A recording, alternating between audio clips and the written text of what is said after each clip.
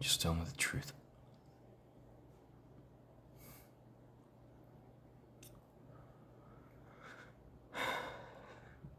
God. Listen to me. I'm so sorry. Okay. What am I doing? What am I doing? I'm a selfish monster. I showed up here on the night you should be celebrating, and I tried to tear it all down with a single selfish question. God, that's not fair. It's not right.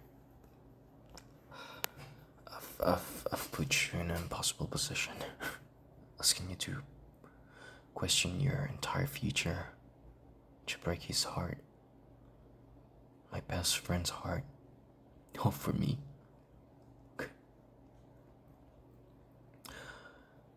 You know what? Just forget what I asked. Okay, please just erase the last 5 minutes from your memory.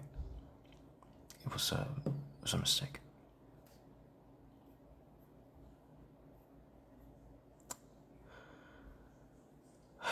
But that's the problem, isn't it? The real mistake wasn't me asking that question. The real mistake was me ever thinking he was a man worthy of having his heart protected in the first place. God, this is so much worse than I thought.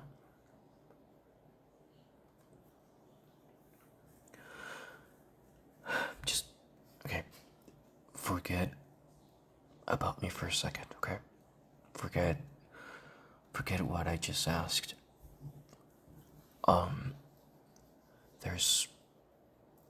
There's something else. Something I found out.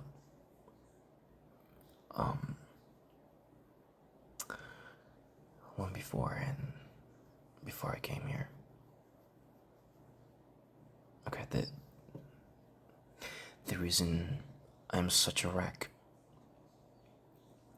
it's not just because of the engagement.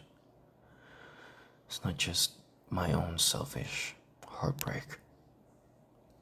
Okay, when David called me after he told me I was a mess, but I knew I had to do the right thing. Okay, I had to go see him to congratulate him in person, to try and be a good friend, right? To be his best man, even if it was killing me inside. I went to his apartment, and the second I walked in, I don't know, the air felt wrong. He wasn't celebrating, he was hiding something. Okay, I tried to ignore it. I told him he was a lucky man, and he just gave me this weird, guilty smile. And then I saw it on his coffee table, next to a half-empty glass of whiskey, a single earring, a silver one, and it wasn't yours. I know it wasn't yours. I know every piece of jewelry you own. And I asked him about it just casually, right? I said, "Oh, new earring? Don't tell me you're getting earpiece before the wedding." You know, I basically asked him, and he panicked. He grabbed it and shoved it in his pocket and told me it was a gift he bought for you. A surprise. He's a terrible liar. He always has been. I pushed him and asked him what was really going on. And he fell back on an old story, a story he told me a few weeks ago. He told me that you two had been having problems, that I don't know, he was scared. He told me that he thought you were cheating on him. And again, I didn't know it was you at the time because I didn't know you were his girlfriend. He just never told me. But he told me that lie again, right to my face. And he actually tried to justify the earring in his apartment by making me think, the girlfriend or you had driven him to it. But this time, this time was different because this time after I got to know it was you, I had just to come and see you, and I know you. I know your heart, and I knew he was lying. So,